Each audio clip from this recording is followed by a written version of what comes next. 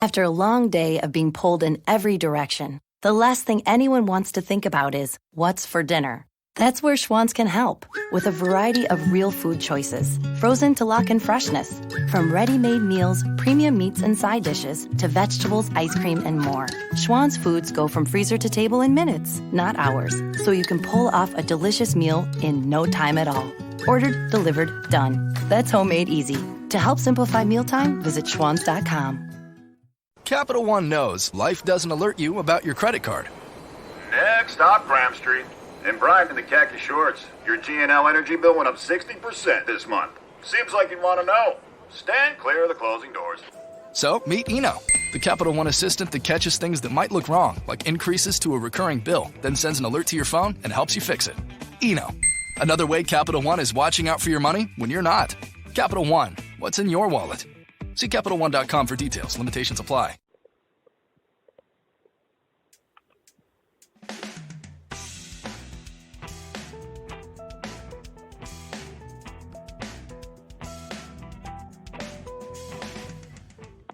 Hello again. We're going to try this again with my buddy Pat Hogan from my fraternity days about 30-something years back. 30. Oh, Christ. It's a long time ago, Pat. Yep. Let's see, 2018. No, you don't have to do all the math. That's yeah. We don't. I think I 35. hate reminding them how old I am, especially late. Since I spoke to you, I think I talked to like two girls, and they were combined age. They were still less than I am by about 4 years, 5 years. So. This is episode 109, the lost episode, Delta Iota. Right, Pat? Yes. And that's the name of our chapter. We decided that would be a good idea because we won't be indemnifying our group as much. Yes. And Pat, you live up in Hollywood right now. Hollywood, Florida. But I have lived not all over the world, but I lived in Asia and Las Vegas, and of course up north in Jersey and Pennsy. Yeah. And Hawaii for a spell. Yeah, and we went to school in Philadelphia. Yes. Drexel University. Race. Drexel University. Yep. Yeah. Yep. And what could be better than our experiences back in the fraternity days? It was just. I think I'm going to turn off my headphones so I don't hear my voice talking back. You hear me still, Pat? Yeah, we're good. Good. Okay, I don't need to hear myself. At 35th and Race, we were mainly a beer group. We weren't, hard liquor. Not like University of Pennsylvania. No, I mean highballs. We did. Well, first of all, hard liquor was too expensive for college kids. Number one. Yeah. And when we did want to do something exciting, it was grain alcohol, which you'd mix with Kool-Aid. Yeah. We had a pretty sweet setup there, because Drexel was an engineering school. The fraternity house they built a keg cooler. And when they would deliver beer, it was funny because, kind of brings you back to this Brett Kavanaugh days. You could have some 19-year-old kid receiving the beer delivery from some guy from a company that was just deliver kegs to you. We used to get kegs of was it just right to the basement window? Bud and Miller or something like that? What I forget. Oh no, we couldn't afford those. No. We would drink Schmitz, Genesee, whatever the cheapest ones were. I remember they were like $22 a keg or something like that. It was pretty cheap. Wow, $22 a keg. Usually the cheapest beer you could get. Yeah. And I remember they had this elaborate system for the kegs. It was basically like a walk-in refrigerator. They were using air conditioners to kind of make the enclosement cold on the inside, and then the tubes with the beer would run out of that refrigerator unit along the ceiling, insulated along the ceiling of the basement, and then down the post and into this two large igloo coolers. I believe they had these aluminum coils in them. Yeah, and they never put ice in it.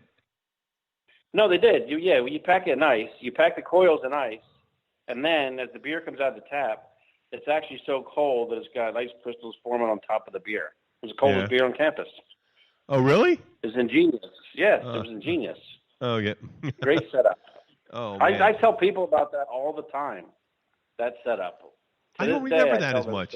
I don't recall that. Well, because as a pledge, I had to be behind the bar pouring the beers on a lot of the parties, and so that's how I got to know the system.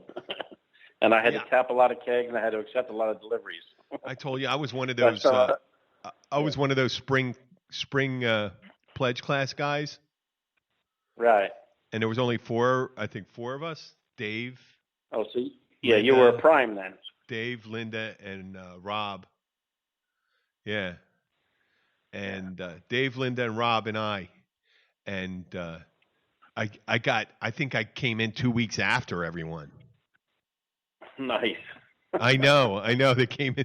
It was Doug and Kevin Richardson. They all came in these guys, these friends in our fraternity house. They came in, and what happened, I won't give all the secrets away, but I felt kind of bad coming in late in the season, and I only had it was only 10-week terms, and we had, it was an 8-week pledge class. I think that's right, yeah. Yeah, and I had my ROTC and stuff like that, and I think I didn't hang out as much. I'd be there during the parties, but I don't remember pouring too many beers. I was lame.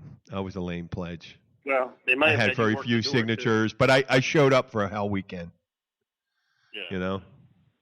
I think I swallowed a goldfish or two, and they weren't doing that. I think I just jumped ahead and did that. But we're not trying to give away all our secrets there. Oh, I think every fraternity in the country has some form of a goldfish. Yeah, going on.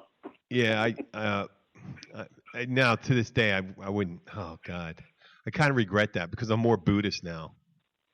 It's on a live fish.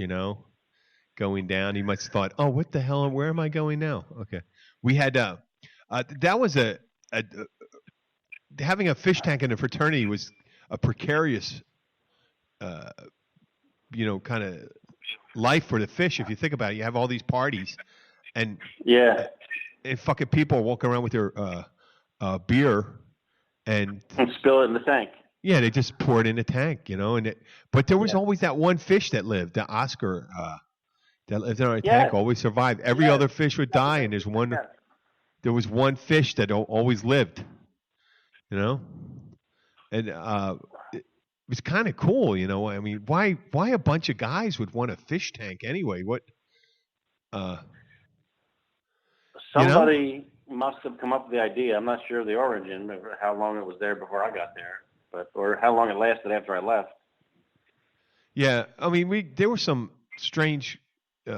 We had some interesting people in there, and remember it was JC. And JC, I think he was in his late 20s. Kind of. Yeah, when I was there, he was the guy that was like a perpetual college student. Like he should have graduated years before I arrived, but he was still there. And he should have graduated before I even came in before I showed up. Like there were guys graduating the year before I arrived that were in with him the whole time. So I think he was right. I think he was 30 or something like that. Could have been. And then there was a guy in your class. We talked about that before too. The big dude. What was his name? You remembered his name. Hold on. Oh, the older John Bear. Yeah, John Bear. Yeah, and he. Yeah. Kind of like an old school. He was that guy. Just. Yeah, I think he was a senior in his senior year, but he was friends with a lot of the guys in the house, and I think as his final act before leaving school, he wanted to get the experience. Yeah, but I think he was a little older when he started college. Yeah, he's on the Facebook page, and he does keep in contact with a lot of folks too. So he's still involved in that way. Yeah. Yeah, our chapter disappeared for How long was it off campus? I'm trying to think when that happened. It was in the, I don't know if was it after 2000 or before 2000, but almost 20 years. Recently come back. Yeah. Yeah, that was almost 20 years. Yeah. And that's. I think it was because the lease on the house, I think, didn't get renewed or something. Because the school, the university owned the house and repurposed it. Oh, really? Okay. Well, that's something good to like know. That. Well, that's good to know. You don't want any of those problems hanging over. There was a couple houses that I was surprised that they stayed around. I recall hearing stories about one of the other houses having issues with drugs or something, but when Poly Lam ended, it was because I think of the house itself. There was no physical house. Yeah. And I think without an actual house, I think that's where the membership died off. It's kind of hard to get people to join when there's no house. Yeah, then it'd be just a social fraternity, which. Yeah. It's exactly. kind of tough. I was really surprised that they got the animus to start a fraternity, considering, how fraternities are thought of nowadays. Yeah, and that's why I think what our fraternity stands for is what drove them. It was able to drive people into, especially in today's culture. And you think about when you and I joined, diversity was not a thing. Right, that's what made us unique. Yeah, the fact that we take everybody. We weren't a Jewish fraternity, we weren't a black fraternity, we weren't a jock fraternity. Yep. We were just a fraternity, and everybody was welcome. Yeah, Race, yeah, color, we were like that fraternity. The one that was, oh God, what was that movie? Oh, you're thinking what? Not Revenge of the Nerds? Not Revenge of the Nerds. No, actually, there was some nerd. We had some nerds. Yeah, we had some nerds, but. We were diverse. We had some jocks. We had some nerds. Right. We had. No, it's a movie that wasn't as big as Revenge of the Nerds. Jeremy Piven was in it, and Jon Favreau was in it. And it wasn't quite a fraternity. It was just a group of people living in a house. Oh, you're thinking old school. Not old school. Oh, we were more diverse than old school. Yeah. But old school's pretty good. If you threw a couple women in, because the old school did a couple misogyny things because they had the naked KY wrestling. Right. We didn't do that. But there were other houses that did stuff like that, and if you were into that, that's that. And I think nowadays, they're just going by. They're dying out. Those ones. I remember going to, and I went to I don't want to say the name of it, but it's one of the bigger fraternities, and they had hired a woman who was not. I don't even know if she was a stripper. I think she was more professional than that. Right. Yeah. Right. And that was certainly put on a show for the boys. Yeah. Yeah, and it was not a good vibe there. I'll tell you that. Yeah. It was worse. Yeah, it was worse than any gentleman's club. There were very few gentlemen there. Yeah. Yeah. So my point about how they rebuilt it today with this new group is that it's, I think our mission statement, whatever you call it, our credo about this, the whole diversity thing is more relevant today than it was in the early 80s. And the guys that are joining today grew up in a different world than we did. I mean, my high school graduating class, I think we may have had a handful of African Americans and maybe one or two Asian kids that were exchange students, but we were predominantly all white school, and mostly all Christian, with a few, Jewish or something. But then you look at the schools today; it's very, very diverse. And so when you grow up more diverse, you're more accepting to be, you're drawn to that. That's why I think it's more relevant today than it was then, or when it was created At least that particular chapter in '65. Yeah, But, 65, I think it was like there was just in the middle of the 60s, and there was a movement there was but it was mainly on the collegiate level where you had people coming out and they wanted it, peace and love and equality. And equality, and Yeah. And Delta Iota started out that's the chapter. So I didn't mention our fraternity at the time. I guess it was Pi Lambda Phi. We'll just say that. And there's nothing wrong with saying that. I'm proud of it. Yeah. Because of that. That's why I joined. Personally, that's why I joined. Yeah. Because I wanted I'm proud. I'm proud. I was thinking about the service to the fraternity I wanted to talk about, not doing a disservice to them. I'm not proud of it. I remember I didn't want to join fraternity for that. I thought it was elitist. We had a lot of fun like you do with a fraternity, but there were still other good things about it. Yeah. I think we had a golf night. We had a golf night one time, Bourbon Fest we called it.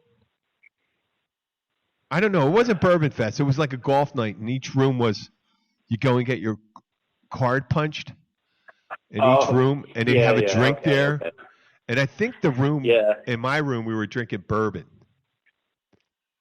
Right. Whoever lived in the room had to come up with, I guess, their drink or whatever. Yeah. Yeah. Yeah. That was a mess. I remember that. Cleaning up after a party was always fun. You go and get a bucket of water, and at the end, you're just swishing around filthy water on the floor. But that's the way guys lived then. I think it was pretty fun. And we did talk about there's different levels of comfort levels with how people were when they were using bathroom etiquette. Remember? I told you. Yes. You brought. Yeah. I'd be sitting there brushing my teeth, and then some guy would come in and just sit down on a tank and start taking a shit. And I was like, oh, God. I could never do that. Yeah. No, it was Mike Hunn. Remember Mike Hunn? Yeah. And he goes, hi, Jimmy, like that. And I'm brushing my teeth. I said I would do it. I was up so early. I think, oh, man, these guys, I'd come back. I'd have a cup of coffee when I go to do my reserve thing. And then I'd come back and change out of uniform sometime. And they were in there. And then because of the hot water tank issues, if you wanted to be the first guy to get in there, because probably 9, between 8 and 9, there was no hot water really. Right. There was only one tank for each side of the house. Yes, and it wasn't a huge tank, and these houses weren't meant for how many 30 guys or more living in them at one time. Yeah, and it was funny that being a house of engineers, there were guys on the lower level. They had a radiated heat. It's an older home. It was we said it was kind of like an old twin. Right? Yeah, side by side house with a shared porch. Yeah. So, one heater, if I'm not correct, or maybe 2. The one heater on either side. So. Yeah, radiant heat. Yeah, and the guys on one of the floors, they had a fan. They turned their fan over in the winter on the radiator, right? And they were blowing it around. And in a jock fraternity, no one would know that they're stealing heat, but they were stealing heat because that radiator system that would go throughout the whole house.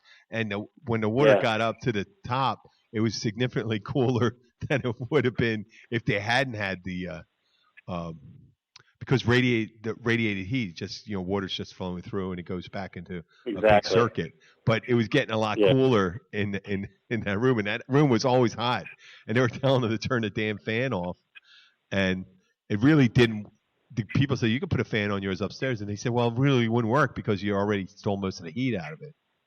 Right. And it did feel, but they said, but then they got in an argument and saying, well, heat rises, so it really doesn't matter because you're getting the residual heat coming off from our room. And you'd have these arguments going back, this, doing Bernoulli's equation on how air heat is conducted through a surface and all that stuff. And I'm going, oh, shit, come on, just shut up and turn the fan off or something like that. Make them happy. And that we'd had the big shared meals. We had a poor and that girl. They would have young, pretty girls come in to cook the meals. It depends. They got paid to do it, so they would do the shopping and cook the food, but then the brothers would serve and clean and clean up after. But I mean, these girls would come in and work, and they never had a fear of doing it. You know what I mean? They just come in there and do it. No. I actually did it one summer, I believe. It was I'm trying to think. Yeah, it was the summertime. It was just before I left school the second time when I was living in a house, and whoever was living there during the summer, there was less of us, but I did it for. I forget. I think whoever was supposed to be cooking was not available for like a month or something. So I did it for like a month. What was your specialty? What was your specialty for a month? I was really good with pasta. Like I made like a whole crap load of meatballs in the oven and sausage. I made a big pot of marinara and just served spaghetti, meatballs, and sausage with garlic toast. That was a winner. I make a pretty good gravy. And and if you were, if you weren't going to be around for that, you just call, you just leave a message. Hey, could you make up a plate for me? And they'd have it sitting in the fridge. I remember that. That was. Yep. Leftovers would be in the fridge. Yeah. It was a nice kitchen too. I mean, it was old, but it was a big kitchen. You had that big table in the middle. Yeah. Big refrigerator. You had enough burners on the stove. You had a little hood system. It was pretty decent sized kitchen. Yeah. I just remember the layout of it. But then we had the soda machine with beer. With beer, and that was what? Yep. 50 cents. 50 cents for a beer, and the money was enough to always keep replenishing the product and turn a slight profit. Yeah, it's good we didn't try to do it on the honor system. When I was in the Navy, we had the honor system for soda on a boat we were on. And that didn't go well. No, I had to run around chasing it from grown-up men, getting money from 25 cents of soda. And I'd have to go to one of the officers and say, hey, listen, could you tell this guy? I mean, I'm 19 years old. I'm trying to get this 35-year-old petty officer to pay up. And he's just laughing at me. And I'm like, come on. Oh, God. It's always tough. But that's the way the house was. So some of the funny things that happened, my real-life brother was Pat's pledge brother, Ted. Yes, Ted. Yeah. And Ted was a character. And my roommate. Yeah. Yep. Ted, my brother had different color hair when he was in there, right? Did he have purple hair one time? Yeah. It was the 80s. It was back when Flock of Seagulls was big, and so people had weird hairdos back then. Yep. People experimented with their looks. And my brother had the way they dressed. Yeah, he had a snake and a cat. Yeah, and a cat. Yep. He had the cat when I was his roommate. Yeah. He had the snake escaped the year, and they were all pissed at him when the snake got out. And engineers aren't animal biologists. They just get all freaked out around animals. They just don't. Yeah. They don't relate well. I remember. God, who was it? No, it wasn't Steve Green. It's the other dude, and he just screamed in the middle of the day, screaming, real high pitch. I come downstairs, and he goes, "It's a fucking rat, and it's a little tiny mouse." It could have been a baby rat, but it was a little tiny mouse just sitting up, in the middle of the floor. And I said, "That's a mouse, man. Come on, it's not like a." We had both of them. We actually had roaches, we had mice, and we had rats. Rats were in the garbage shed. Oh, big rats? Yeah, well, remember we used to go out there and you'd scare them out of the shed, and as they came running out of the shed, they would hit them with shovels to kill them.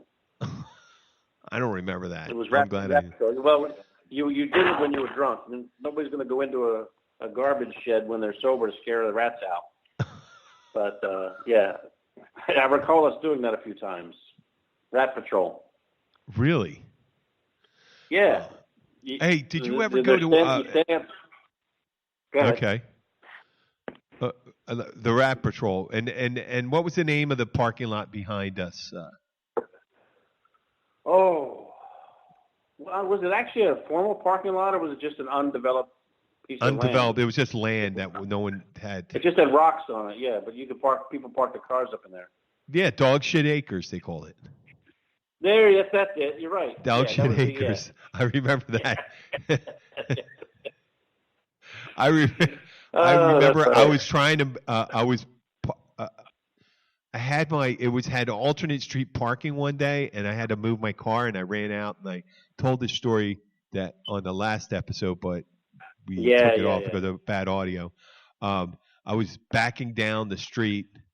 Right, it was February, backing down the street with flip flops on, t-shirt, jeans, no wallet, no lights at night, and the cop comes up right behind me, and he just gives me a ticket, and it's just a appear at court with registration and license because he didn't want to wait around. And when I went down to the municipal court, to the traffic court, I'm ready to present my license and say my license was expired. But the lady there were so many people there presenting, she didn't even look at it. She just checked off the government thing. Employee. Yeah, and but I recall a lot of stories like that. There was only a couple stores in that neighborhood, but we'd always every night there was another party, right? There was Monday night was there was apple pie. Tuesday night was teak. Yeah. We were Thursday. We were Thursday nights. So it was Pie Cap, I think. Or Wednesday was Pie Cap. Yes, it was us and Pie Cap was Thursday. Of course, everybody did something on Friday, Saturday, but I believe on Friday, Saturday we went to other people's parties. Yeah. Instead of trying to do our own. Well, which was great, because we just do our Thursday night. We had a pretty good Thursday one going. I remember going to one.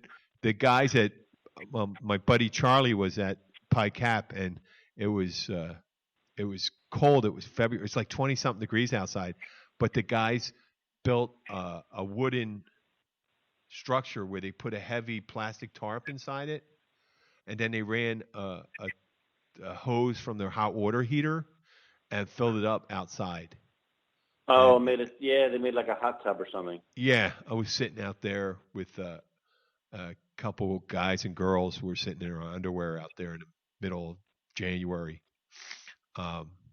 Thought, God, no wonder. I mean, I can imagine that now it's kind of gentrified there, but imagine a bunch of college kids in their underwear.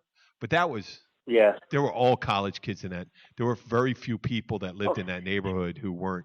Yeah, because even most of the homes around us were rentals for students or maybe some teachers. We did have a neighbor though that didn't like the noise, and we used to pee on his house. What, the one? The neighbor to the right, because we had nobody to the left. So yeah. Oh yeah, we were on the corner. Right. Yeah. So he would complain from time to time about the noise, and when we had too much beer, we'd pee on. Well, I think we peed on the fence, not his house, but peed on the fence facing his house. Yeah. I went into we were in the middle of West Philadelphia, and West Philadelphia is certainly an urban environment. Yeah. And I went into the Cheetah Lounge several times for drinks. Where was the Cheetah Lounge back there? The Cheetah Lounge was the one near the bridge, the Spring Garden Bridge. Oh, I never went out that far. Yeah. Okay. No, well, it's right where the art museum, near where the art museum came. That bridge from the art museum. What was that? What bridge was that? Yeah. I know what you're talking about. Yeah, I didn't have a car, so I only did walking. Well, that was walking distance away. That was? Yeah, I don't recall walking out that far. You can walk to the art museum pretty easily. It was like half a mile. Oh, okay. Yeah. I used to walk. I walked from Temple to Drexel. Wow. Yeah, through North Philadelphia. Yeah, I would walk from Temple to Drexel. I know I walked from 30th Street up, and the one night we were talking before St. Patrick's Day, we walked from 5th and Pine all the way up. Yeah, we're 5th and Pine. To the house, but Yeah, I don't recall going to the Cheetah Lounge. I know we went to U of P campus a lot, and I drank a lot in Kavanaugh's too. Because that was on our campus. Yeah, Kavanaugh's was it's gone now, but that was right on Market. Was that right on Market? It was Or Chestnut. I think it was Market. It was Chestnut, Market or Chestnut, one of them. And then there was a restaurant attached. There was a bar. The Kavanaugh's it was like a bar, but then you went through a door, and then it was a bar restaurant. They were both. Yeah, there was the Kavanaugh's, the one where only the college kids went to. Right. Or it was like, and then you went over to it. There was a nicer bar on the other side. What? Yeah. Because they would have, but see, the thing is, their ID policy was not the best in the world. Because I was drinking there when I was 18, 19, 20. Yeah, well, in all, almost there were like 7, 8 bars in University City. You just showed your college ID to. One was right. God, what was it? There was Doc Pagano's. Doc Watson's. Doc Watson, Pagano's, Kavanaugh's. Pagano's at 38th. Yeah, that was up on U of P's campus. Chestnut, So we went there a lot too. Smoking Joe's.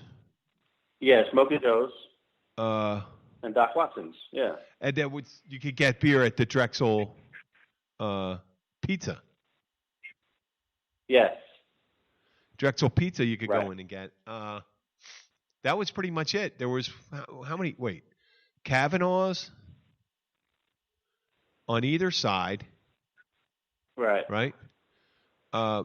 Pagano's. There was a place. God, there was a place right on UOP. Couple bars on UOP. Years later, I went to one that University of Pennsylvania they had a very beautiful campus. Yeah. And I had my naval science classes there, my military science classes there, and on Saturdays before football games, they'd have warm-ups, and they had they called them warm-ups at the where we met for Navy ROTC in the rec area, and they'd have like a huge tubs full of imported beer, and it was crazy cheap. It was like, I don't know if it was a quarter or 50 cents. It was about the same price as we come in there with $5 and you get like 10 bottles of beer. Yeah. And then all the Penn guys would go to the game, and I think I may have went to 2 Penn games, but I would just hang out and talk. I talked to one of the Secretary of the Navy one time who was hanging out. Cool. Yeah. Well, I mean, that's what they did. They got all drunk and stuff like that. And then, you talk to an admiral or something like that on University of Penn campus. And there was a guy who was the director of the CIA. He was an admiral. Nice. Oh, yeah. Boy, it's wonder how we won the Cold War, when you met all these guys. Yeah. And you go in, but in those days, this is before West Philadelphia, all those areas are all fixed up now. The train stations and everything, they're beautiful. But 30th Street Station was, you'd go in there and it was a big deal. They put a McDonald's in it. Now they have you been in there recently? I was there a couple of years ago. I stayed in the city, and I rented it.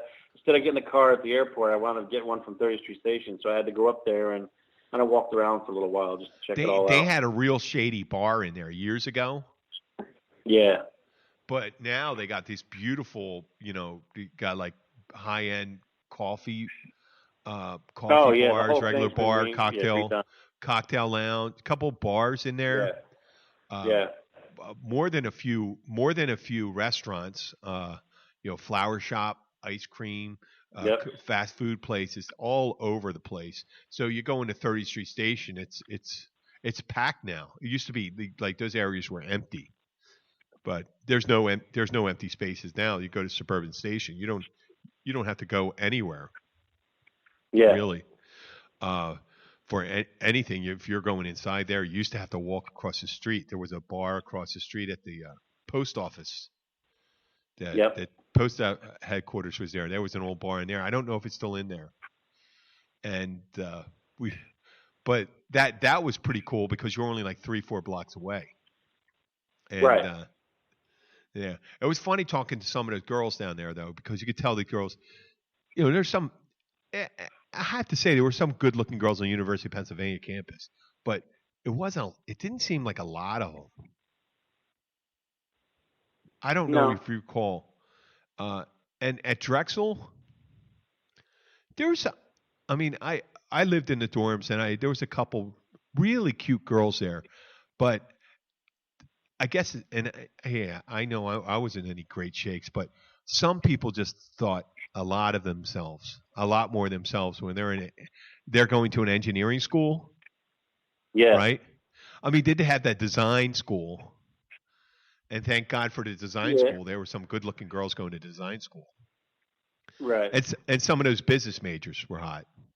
So Right. and every so Yeah. often you get a pretty cute-looking engineering. I dated a girl in high school who ended up being I dated her in high school, and she never really. I took her to my senior prom. She really didn't like me, Pat, and so we never went out again, right? And then I'm going to Drexel, and I'm talking to my buddies, and I said, "Oh, I used to go out with that girl, and she's a nice-looking girl, isn't she? Yeah, yeah. She barely talks to me. I said hi to her and all that stuff. And then I think Alice, my sister-in-law, was her in the same sorority.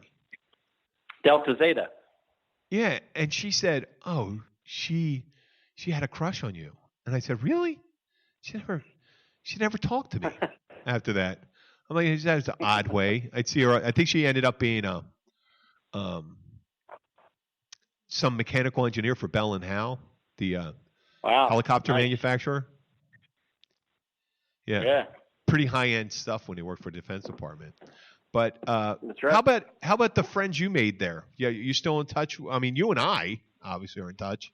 Well, my friends, I didn't really have a lot of friends outside of the fraternity. Uh-huh. A couple of the people that I knew from the dorms joined other fraternities. Yeah. But most of my college friendships were from the fraternity. Uh-huh. And look, I mean, like most things, when I moved on, I didn't graduate. I left before, graduating. It just, for some reason, college just wasn't for me at that time in my life. Uh-huh. And, I went off. I just started working, and my jobs took me one place to the other. Before you know it, I was living in Hawaii and moved back, from Hawaii, I moved to Vegas, and before the internet, I had no way of getting a hold of people. There was a couple times I ran into, I think through snail mail, a few folks had my address and kept in touch with me. I did see Ted in the early 90s, I believe. I visited him. He was down in Towson, Maryland by then, and I was in his wedding, as you know. So there was a few other folks from my pledge class that I kept in touch with. But after a while, you just move on. Your life takes over, and once Facebook came around, I reconnected with all these people from high school and from college, and now I'm following. I don't know how many guys are on the Facebook page from our fraternity, but I can kind of see what's going on in their lives now and comment back and forth, through that. So I think that's really cool. It's the only thing I really use it for is to keep in touch with people I otherwise probably wouldn't make the effort to keep in touch with, because if it was a manual process, with stamps and writing. Yeah, that's right. And back in I think that is the revolution of the computer age, where or the telecom age, or you call it social networking age. That's probably more right.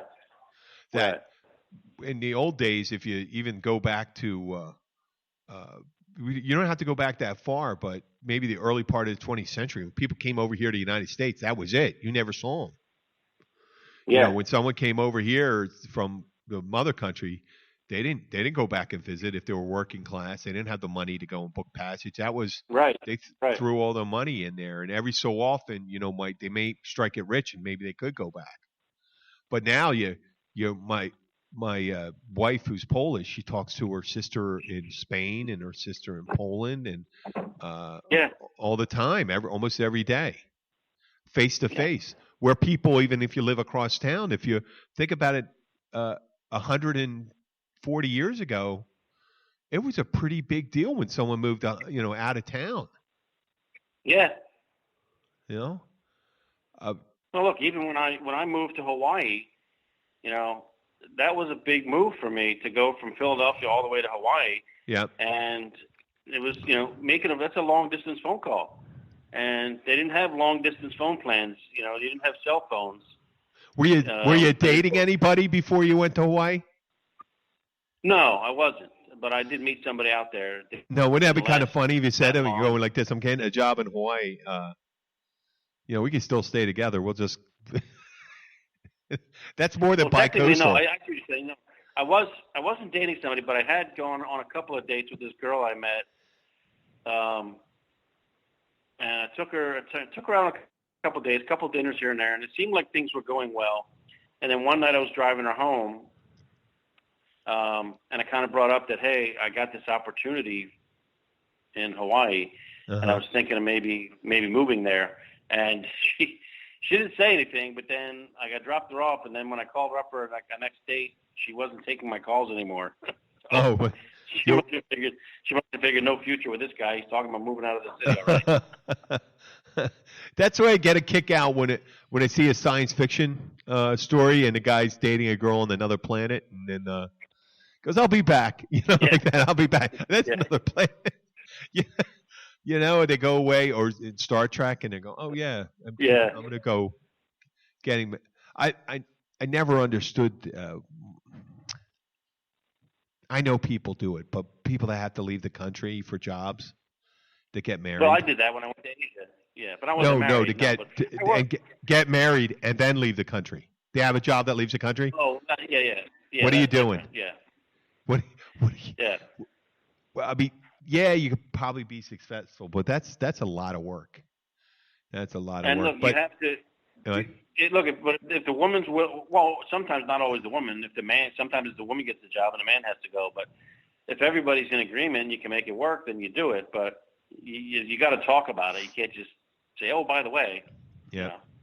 Hey, you know what, Pat? I had no problem leaving because I was single. Well, you know what?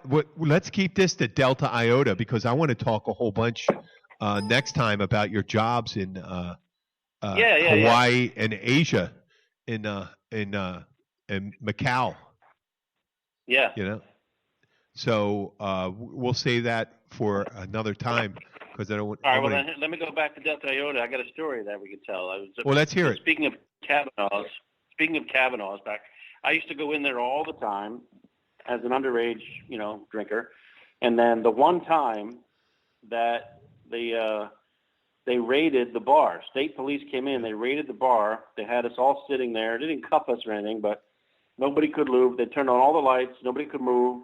And one by one, they sat us down and they questioned us and asked for our IDs. And I was 21 at the time, but I didn't have a driver's license because I had never really gotten a driver's license up to that point, because I didn't really need one. I was living on campus and whatnot. So I had no ID with my birth date on, like a legal ID.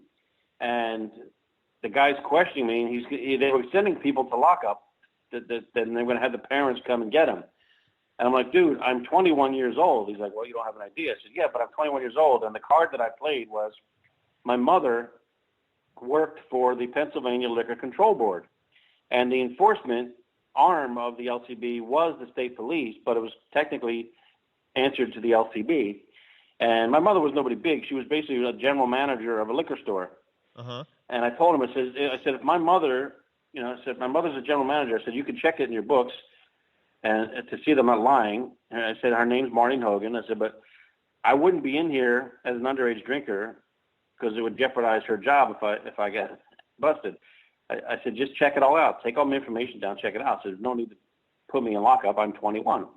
So the guy bought my story. I wasn't lying. I wasn't lying, but they let me go. No, well, it was a lie where you say you wouldn't be in here because you jeopardize her job, right? No, but see, the thing is, that was a lie. But I was 21 at the time, so it didn't matter.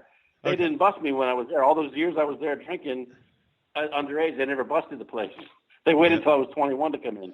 I have a Pagano story. It was 25-cent hot dogs and beer night at Pagano's. Oh, nice. Yeah, I forget. I think it was like it was a freshman year.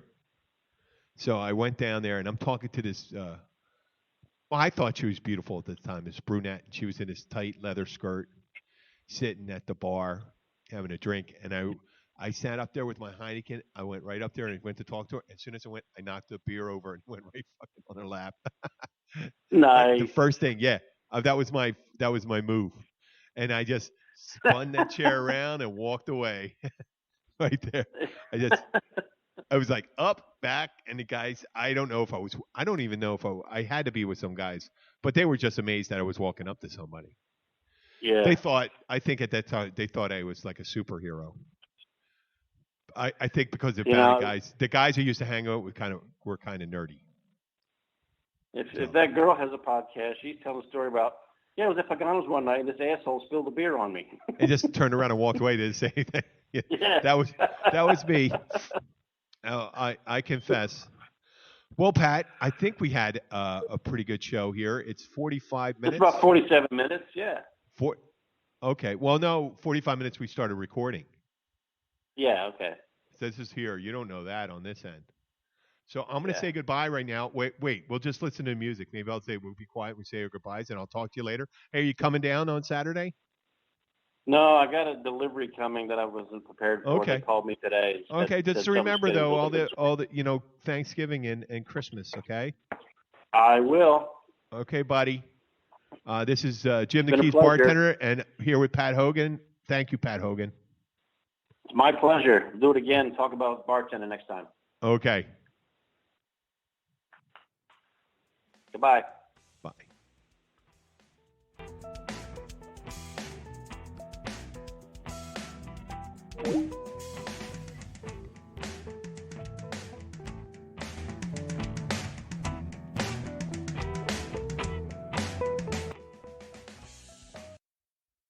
Paycor knows HR teams are under pressure to recruit and retain top talent. You need more than HR tech. You need expertise at the core.